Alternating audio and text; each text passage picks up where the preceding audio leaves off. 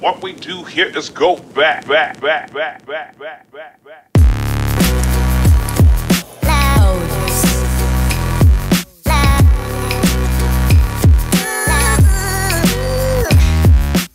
All right, so let's say you have a bunch of vinyl records, right?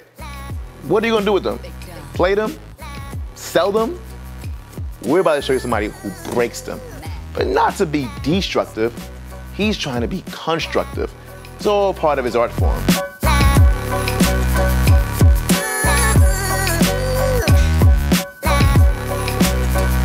Greg Frederick is a Brooklyn-based artist who was raised in Phoenix, Arizona, and now breaks vinyl records in order to turn them into beautiful portraits. But why vinyl? I've been in love of vinyl since I was 10 when I first I inherited my grandmother's turntable. And then in high school, I was working at record stores. So I've always been around vinyl. What started as a few portraits has now grown into an impressive collection that can fill walls. When I first started, I was using the box of vinyl that I found on the street. When I started wanting to do more, I went on to eBay because all the vinyl I break are unplayable, so I'm recycling. I never buy a new record just to break it. After a while since I'm doing this, I've built a rapport with local record stores who are generous enough to give me the vinyl that's been staying in the dollar bin for years, and they just know it's not going to sell and it's scratched and not playable. So now I have a closet full of vinyl, probably about 3,000. So that probably saves me a good, let's say $5 grand. I don't know. How do you put a number on that? That closet full of vinyl has produced some incredible works of art.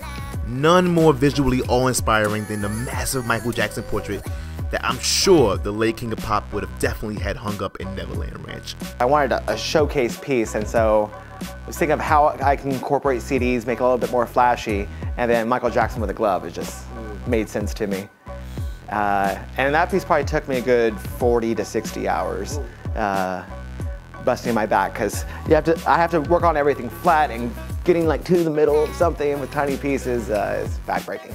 His new collection sees him adding 2 new tools to his arsenal, cassettes and resin. But watching him make a portrait, one thing becomes very clear. He may be a do-it-yourself artist, but you shouldn't expect to be able to do it yourself. I build a frame. I have to do that because I can't buy frames that are already set to the size that will fit the cassettes. Then I sand that down, paint it, add the cassettes, resin that. Then I do the vinyl portrait on top of that, and then resin that. And that whole process probably a good week, because each resin process takes a full day to set.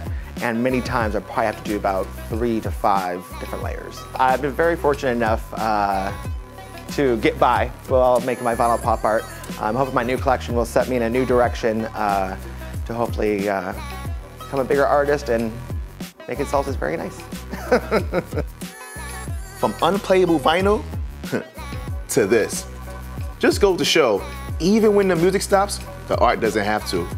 I'm Keith Nelson Jr. from Digital Trends, and this has been Vinyl Pop Art.Life.